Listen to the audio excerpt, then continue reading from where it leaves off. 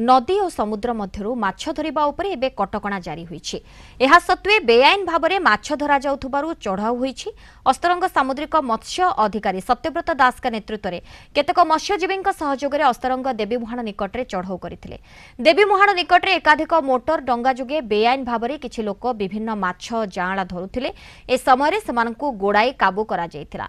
जाँला धरिबारे व्यवहृत जाल हांडी को मत्स्य अधिकारी जबत करने सहित मोट 9 जन व्यक्ति को अस्तरंग सामुद्रिक थाना जिम्मा दि जाइछि। वर्तमान मत्स्यों प्रजनन समय चलिथिबारु माछ धरिबा उपरे कटकणा जारी होइछि। 3 खंड डंगा धरछि 3 लाख पर जाल जबत करा जाइछि।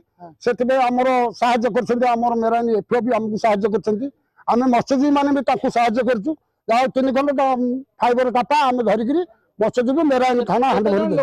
सकाळ 6:30 7टा बेलु गोटे ऑपरेशन आरंभ होइतिला एवं आमे तांको मुहाण मुह पाखरे सीमा पाखरे तां गोडैथिलु एवं अनेक डंगा थिले 15टा कि 20टा डंगा थिले किंतु तांको धरिया पे आमे अक्षम हे गेलु किंतु 3टा डंगा को आमे धरिकी आज नुआगढ़ थाना पाखु आनी।